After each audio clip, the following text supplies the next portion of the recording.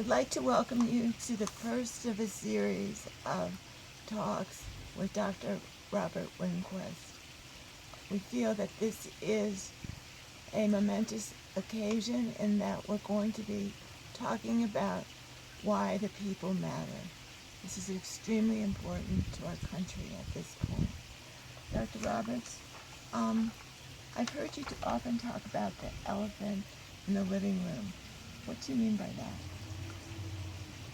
It's a good starting point because I do refer to this analogy all the time. I think in America right now there's a giant elephant in our living room, and we need to talk more deeply and carefully about that. Most succinctly, what do I mean by the elephant in our living room? Some blue-collar gentleman was talking on the radio, and he said, we can no longer trust that America has our back. That's beautiful. Whether you have been ripped off by the credit card and banks with really unethical behavior, as virtually everyone has when you talk to people, why weren't there any laws in place or any prosecutions that happened to stop that?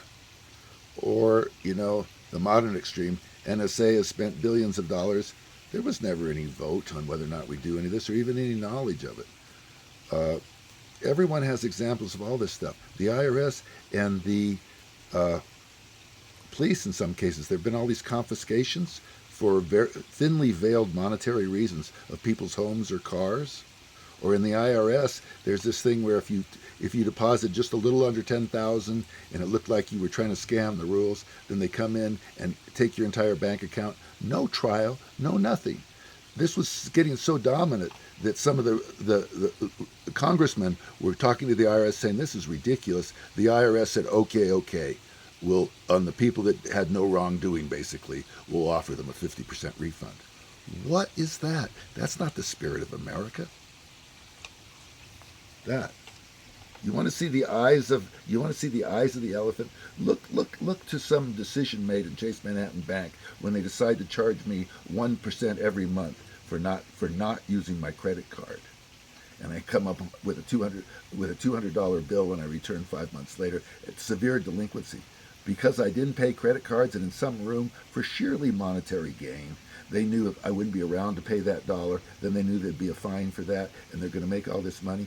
It's lack of treatment of the American people with integrity by all kinds of organizations, including, disappointingly, increasingly, aspects of the U.S. government. That's where Snowden and these issues come in.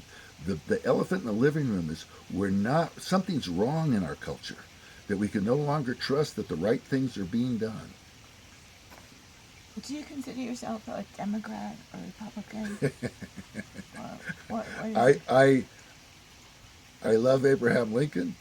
I'm going to be referring to Eisenhower, the Republican gentleman who ended World War II in a decisive success, and they say no other guy in the world could have run 132 countries the way he ran it and get us to victory. And why does that Republican president and all his, intelligence and really Republican principles, why does that guy give his departing address on beware of the military-industrial complex? I feel like I should give out that small departing speech everywhere I talk.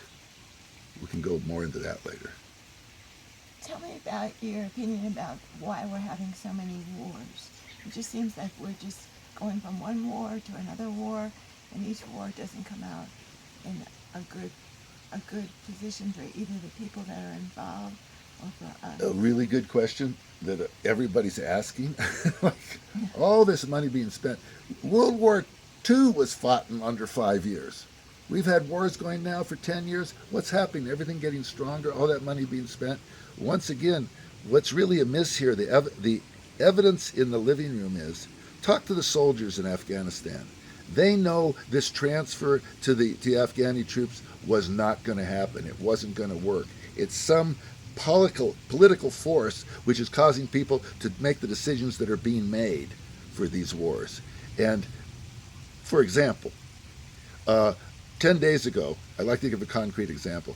My brother sent me notice, oh, look, we lost 200 top-of-the-line U.S. multi-million-dollar Abrams main battle tanks and 400 of our finest armored Humvees.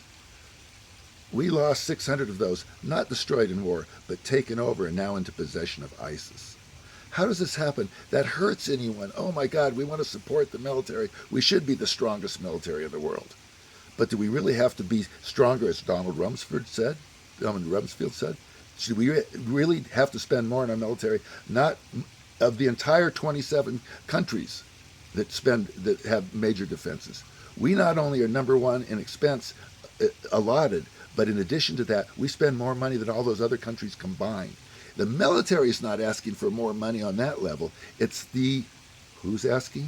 Go way down deep here. Who's asking? It's the need to make money off these wars.